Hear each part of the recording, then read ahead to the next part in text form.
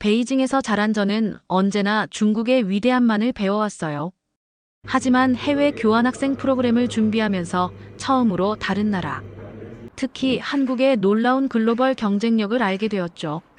베를린에 있는 한 대학의 교환학생으로 가게 된 저는 한국 학생들의 해외 활동이 얼마나 자유로운지에 대한 이야기를 듣고 놀라웠어요. 제가 복잡한 비자 절차와 엄격한 심사를 준비하는 동안 한국 친구들은 무비자로 전 세계 190개국 이상을 여행할 수 있다고 들었거든요. 특히 기억에 남는 건 한 선배의 말씀이에요. 한국 여권은 세계에서 가장 강력한 여권 중 하나라고 하더라고요. 반면 중국 여권은 80개국도 채 되지 않는 제한된 입국 기회를 가지고 있었죠. 학교에서 조사한 통계를 보니 더욱 놀라웠어요. 한국 기업들의 글로벌 경쟁력, 세계적인 문화 콘텐츠, 첨단 기술력. 제가 알고 있던 중국의 이미지와는 완전히 다른 나라의 모습이었죠. K-팝, K-드라마, 한국 기업들의 세계적 성공은 제게 큰 충격이었어요. 삼성, LG, 현대 같은 기업들이 전 세계 시장을 선도하고 있다는 사실에 놀랐죠.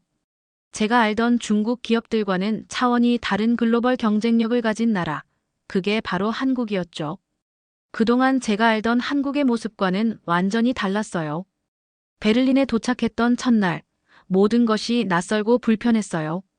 위챗페이도 익숙한 모바일 결제 시스템도 통하지 않는 곳. 처음으로 제가 알던 세상의 한계를 실감했죠. 거기에 학교에서 만난 한국 유학생들의 존재가 점점 더 흥미롭게 다가왔어요. 그들은 마치 세계를 누비는 글로벌 시민 같았어요. 복잡한 비자 절차 없이 유럽 전역을 자유롭게 여행하고 다양한 언어를 구사하는 모습이 정말 부러웠죠. 특히 기억에 남는 건 베를린 생활을 하면서 알게 된 한 한국 친구의 이야기예요. 그 친구를 통해 점점 더 한국의 놀라운 글로벌 경쟁력을 알아가기 시작했어요. K-팝 포스터, 한국 드라마 DVD, 삼성과 현대전자 제품들. 유럽 곳곳에서 한국의 존재감을 느낄 수 있었죠. 학교 도서관에서 우연히 본 통계 자료는 제게 큰 충격을 주었어요. 한국의 1인당 GDP, 글로벌 기업 순위, 문화 콘텐츠 수출 규모. 제가 알던 한국의 이미지와는 완전히 다른 나라의 모습이었죠. 특히 한국 여권의 힘은 정말 놀라웠어요. 190개국 이상을 무비자로 여행할 수 있다니. 제 중국 여권으로는 상상할 수 없는 자유였죠. 세계 각국을 자유롭게 오가는 한국 친구들을 보며 부러움을 감출 수 없었어요. 세계는 생각보다 훨씬 넓고 다양하다는 것을, 그리고 국력이란 단순히 영토나 인구가 아니라 국민들의 자유와 경쟁력에서 나온다는 것을 조금씩 깨달아가고 있었죠. 베를린의 학교에서 만난 한국 학생들은 마치 작은 외교관 같았어요.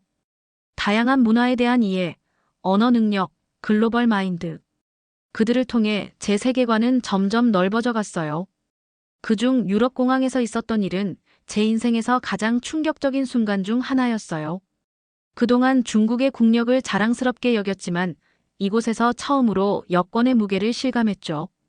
입국 심사대에서 심사를 기다리면서 주변을 유심히 관찰했어요. 한국 유학생들은 자동 출입국 심사대를 1분도 채 안 되는 시간에 통과하더라고요. 제 차례가 되자 상황이 완전히 달라졌어요. 추가 서류를 요구하고 상세한 질문을 쏟아내기 시작했죠. 체류 목적, 재정 능력, 귀국 계획. 마치 범죄자를 신문하는 듯한 분위기였어요. 제가 독일에서 살고 있고 학생 신분임을 증명하는 모든 서류에도 불구하고 그의 태도는 변하지 않았어요. 반면 옆 심사대의 한국 학생들은 빠르게 통과하고 있었죠. 심사 시간 동안 제 머릿속은 혼란스러웠어요. 우리나라가 세계 2위 경제 대국인데 왜 이렇게 취급받아야 하는지 이해할 수 없었죠. 한국 여권의 자유로움을 처음으로 실감했어요. 그 뒤 학교에서 사귀게 된 한국 유학생 지원이와 대화를 나누게 됐어요. 그녀의 여행 경험은 제게 큰 충격이었죠. 90일 동안 유럽 전역을 자유롭게 여행할 수 있다니 상상도 못할 일이었어요. 지원이는 제게 한국 여권의 놀라운 힘에 대해 설명해줬어요. 190개국 이상을 무비자로 입국할 수 있다는 사실, 그리고 세계 최상위권의 여권 파워에 대해 들었죠. 제 중국 여권으로는 상상할 수 없는 자유였어요. 통계를 보니 더욱 놀라웠어요.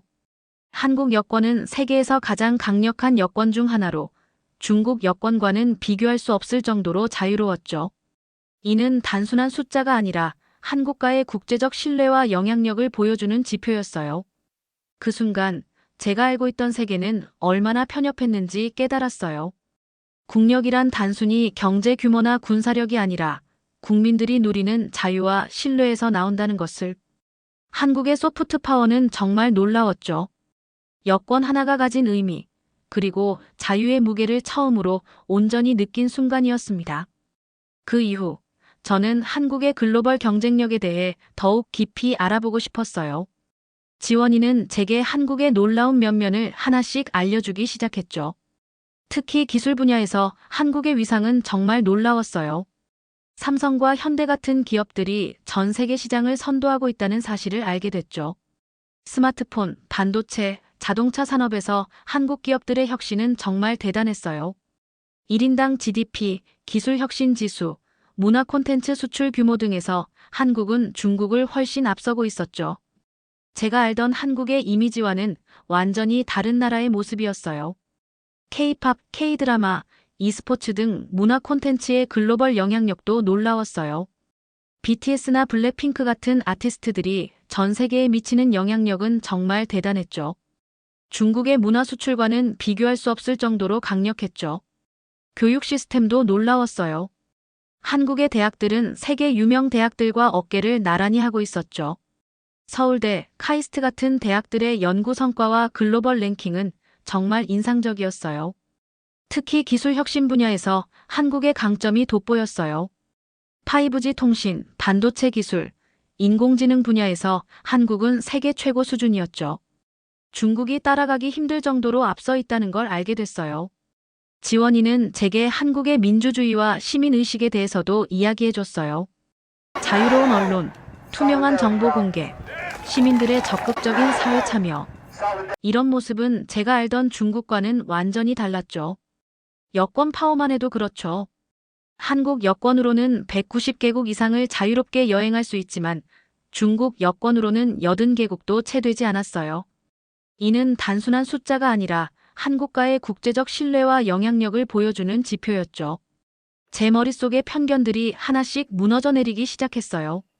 한국의 글로벌 경쟁력에 대해 놀라움을 금치 못하던 중 문화의 힘을 직접 경험하게 됐어요. 지원과 함께하는 베를린 생활은 제게 또 다른 세계를 보여주기 시작했죠. 기숙사에서 만난 유럽 학생들의 반응은 정말 놀라웠어요. 한국 문화에 대한 그들의 열광은 제가 상상했던 것과 완전히 달랐죠. K-팝 포스터, BTS 음악, 한국 드라마 굿즈로 가득한 방들을 보면서 놀랐어요. 특히 제 고정관념을 깨버린 건 한국 문화의 글로벌 영향력이었어요. 유럽 학생들은 한국어까지 배우려고 노력하고 있었죠. 한국 문화가 단순한 유행을 넘어 진정한 문화적 현상이 되고 있다는 걸 깨달았어요. 지원의 도움으로 K-팝 콘서트에도 참여해봤어요. 수천 명의 글로벌 팬들이 한자리에 모여 열정적으로 응원하는 모습은 정말 충격적이었죠. 중국 문화로는 상상할 수 없는 글로벌 팬덤 문화였어요. 영화와 드라마 분야에서도 한국의 위상은 대단했어요. 기생충, 오징어 게임 같은 작품들이 전 세계적으로 큰 화제를 모으더라고요. 문화 콘텐츠 수출 규모가 얼마나 대단한지 알게 됐죠. 한국 음식 문화도 놀라웠어요. 베를린 곳곳에 생긴 한식당들, 김치와 비빔밥을 즐기는 유럽인들의 모습은 정말 흥미로웠죠. 문화의 힘이란 이런 것일까요? 게임 문화에서도 한국의 영향력은 대단했어요. e스포츠 선수들의 세계적 명성, 리그 오브 레전드, 월드 챔피언십에서 보여주는 한국 선수들의 실력은 정말 놀라웠어요. 지원은 제게 한국 문화의 저변에 깔린 창의성과 혁신성에 대해 이야기해줬어요. 단순히 모방하는 것이 아니라 새로운 것을 창조해내는 문화, 그게 바로 한국 문화의 진정한 경쟁력이라고 말해줬죠. 관광 산업에서도 한국의 매력은 대단했어요. K-뷰티, K-푸드, K-컬처 투어리즘 등 문화를 기반으로 한 산업들이 얼마나 성장했는지 알게 됐죠. 제 머릿속의 편견들이 하나씩 무너져 내리기 시작했어요. 문화의 힘이란 무엇인지, 소프트 파워의 진정한 의미가 무엇인지 조금씩 깨달아가고 있었죠. 문화적 충격과 새로운 깨달음을 경험하던 중 더 근본적인 질문이 제 마음속에 깊이 자리 잡기 시작했어요. 진정한 자유란 무엇일까? 지원과 함께 베를린 장벽 박물관을 방문했을 때 가장 큰 충격을 받았죠. 분단의 아픔을 극복하고 자유를 쟁취한 한국의 민주화 과정에 대해 듣게 됐어요. 그들은 어떻게 독재와 억압에서 벗어나 자유로운 사회를 만들어냈을까요? 특히 기억에 남는 건 SNS와 인터넷의 자유였어요. 구글, 유튜브, 페이스북을 자유롭게 사용하는 한국 학생들을 보며 큰 충격을 받았죠. 제가 살던 중국에서는 상상할 수 없는 일이었거든요. 어느 날 지원과 카페에 있을 때 흥미로운 에피소드가 있었어요. 한 테이블에서 한국 학생들이 현 정부 정책을 공개적으로 비판하고 있었죠. 그들은 아무런 두려움 없이 자신의 의견을 자유롭게 표현했어요. 중국에서는 상상할 수 없는 광경이었죠. 언론의 자유도 놀라웠어요. 다양한 매체에서 정부와 사회 문제를 자유롭게 보도하고 비판하더라고요. 제가 알던 세계와는 완전히 다른 모습이었죠. 대학 세미나에서 언론의 자유에 대한 통계를 접했어요. 한국은 언론 자유 세계 랭킹에서 상위권을 차지하고 있었죠. 반면 중국은 최하위권이었어요. 이 숫자들은 단순한 통계가 아니라 한 사회의 근본적인 차이를 보여주는 것 같았어요. 지원은 한국의 민주화 과정에 대해 이야기해줬어요.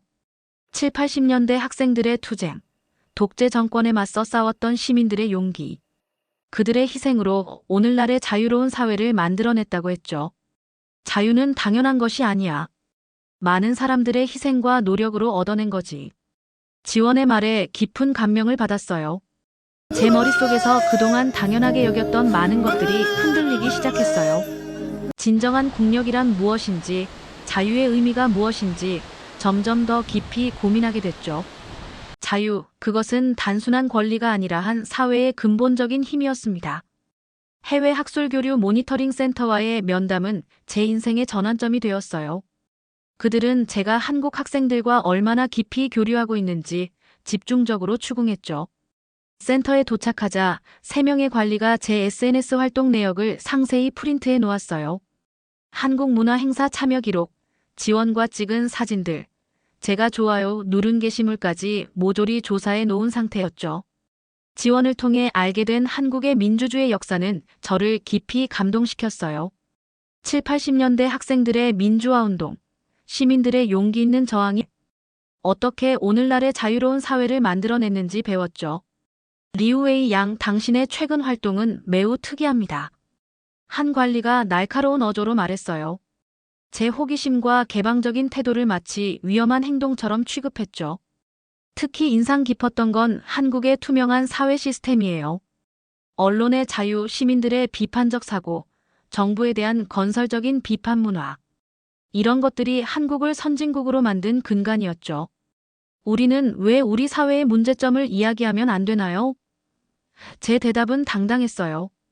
한국 학생들처럼 비판적 사고와 자유로운 의견 표현의 가치를 믿게 되었거든요. 그들의 제안, 즉 한국 학생들의 정보를 대가로 장학금을 주겠다는 유혹은 단 1초도 흔들리지 않았어요. 한국에서 배운 윤리와 정직의 가치가 저를 지켜주었죠.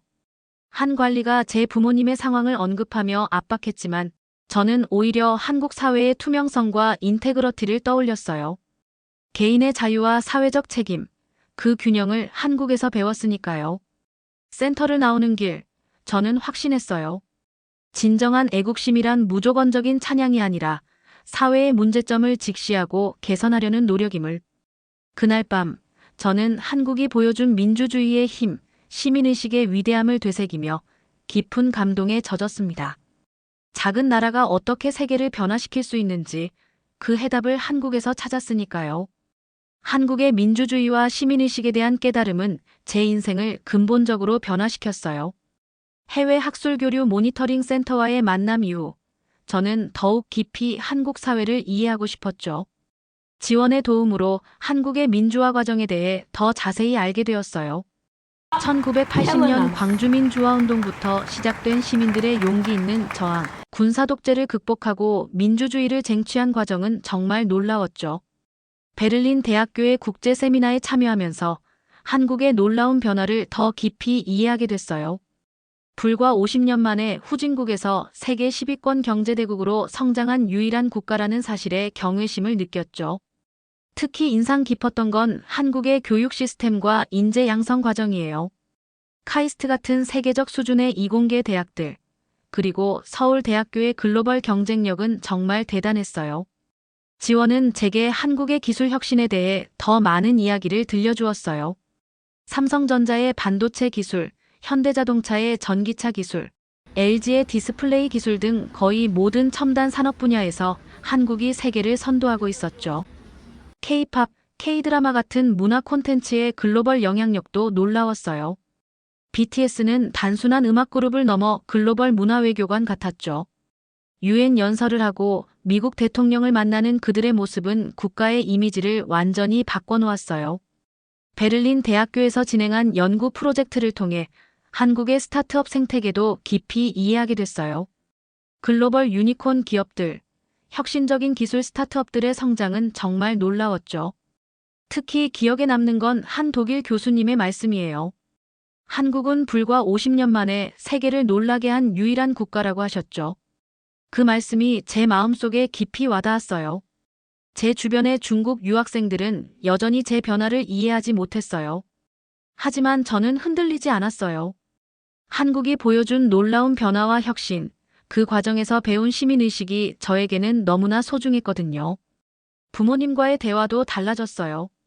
처음에는 제 변화를 우려하셨지만 점차 한국의 놀라운 성장 스토리에 감명받으셨어요. 이제 저는 한국을 단순한 나라가 아니라 미래를 선도하는 혁신의 나라로 인식하게 됐습니다. 작지만 강한 나라, 그 나라의 이름은 대한민국입니다.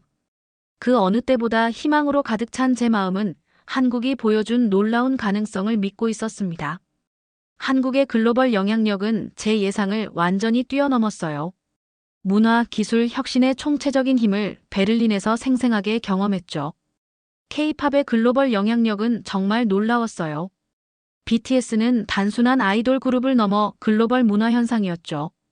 UN 연설부터 그래미 시상식까지 그들의 영향력은 음악의 범주를 넘어섰어요. 지원과 함께 진행한 연구 프로젝트에서 한국 문화 콘텐츠의 글로벌 경제적 가치를 분석했어요. 드라마, 영화, 음악 등 문화 수출이 연간 수십억 달러에 달하더라고요. 이는 단순한 문화 상품을 넘어 국가 브랜드 가치를 높이는 중요한 자산이었죠. 한국 게임 산업의 글로벌 영향력도 놀라웠어요. 라이엇 게임즈의 리그 오브 레전드, 넥슨의 글로벌 게임 시장 점유율은 정말 대단했죠. 베를린 대학 국제 세미나에서 만난 전문가들도 한국의 혁신에 감탄했어요. 불과 50년 만에 후진국에서 세계 10위권, 경제대국으로 성장한 유일한 국가라는 평가를 듣고 저는 가슴이 뛰었죠. 한국의 스타트업 생태계는 제게 또 다른 놀라움이었어요. 카카오, 네이버 같은 글로벌 기업들, 혁신적인 기술 스타트업들의 성장은 정말 인상적이었죠. 실리콘밸리 못지않은 혁신의 중심지로 자리 잡았어요. 특히 K-뷰티 산업의 글로벌 영향력도 놀라웠어요. 화장품부터 피부관리 제품까지 한국 뷰티 브랜드들이 전 세계 시장을 석권하고 있었죠. 지원과 함께 진행한 연구를 통해 한국의 소프트 파워가 단순한 문화 상품을 넘어 국가 브랜드 가치를 높이는 중요한 자산임을 깨달았어요. 제 주변의 중국 유학생들은 여전히 이러한 변화를 이해하지 못했지만 저는 한국이 보여준 놀라운 혁신과 가능성을 확신했어요. 이제 저에게 한국은 단순한 나라가 아니라 미래를 선도하는 혁신의 상징이었습니다. 베를린 대학교에서의 마지막 학기, 저는 한국의 글로벌 경쟁력에 대한 종합 연구 프로젝트를 진행했어요.